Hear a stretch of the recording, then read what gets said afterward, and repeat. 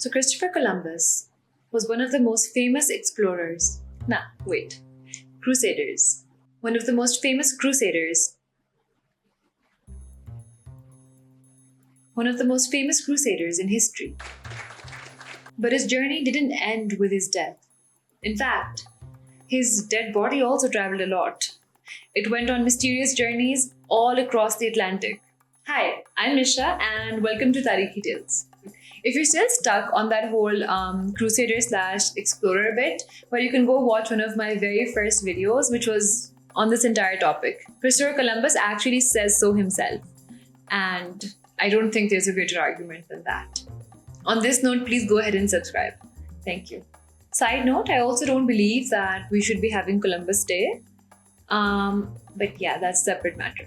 So Columbus returns from his fourth voyage in 1504, and by this time he's pretty bruised and battered. Like, he has severe arthritis, he's very sick, and he doesn't really last even 2 years. He passes away in 1506.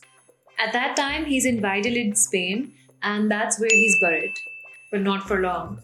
3 years after his death, his body was taken out and moved to La Cartuja, a river island in Spain near Seville. But that was just the beginning of his journey. In 1542, in accordance with the will of Columbus's then dead son, Diego, Columbus and his son Diego, their bodies were taken out and they were moved all across the Atlantic to Santo Domingo in the Caribbean, which today basically lies in the Dominican Republic. Over there, he was buried inside a cathedral, but again, that wasn't the end of it. As time went on, Santo Domingo became less and less important for the Spanish, and like centuries later, in 1795, Spain finally gave all of this area to the French. And at that time, they didn't want the French to get their hands on the remains of Christopher Columbus. So the Spanish basically dug up these remains and they brought them for a little while to Havana in Cuba. Then 100 years passed and the Spanish and the US actually went to war. And again, the Spanish were afraid that the US would take over and they would get their hands on Columbus's remains.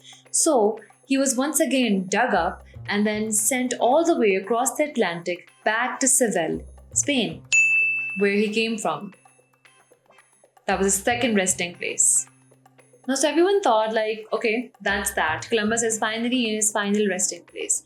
But, turns out in 1877, there were people from the Dominican Republic that basically dug up this box, this wooden box, which had like an engraving on it with the name Cristobal Colon, which is basically the name given to Christopher Columbus. He has multiple variations of his name. But see, remember how the remains from the Dominican Republic were moved in 1795?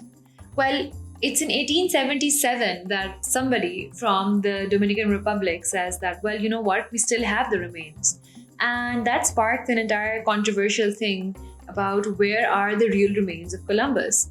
It's true that by that time it had already been a couple of centuries and Columbus's bones must have been like powder. And it's possible that the remains are basically in both places. This is what historians say.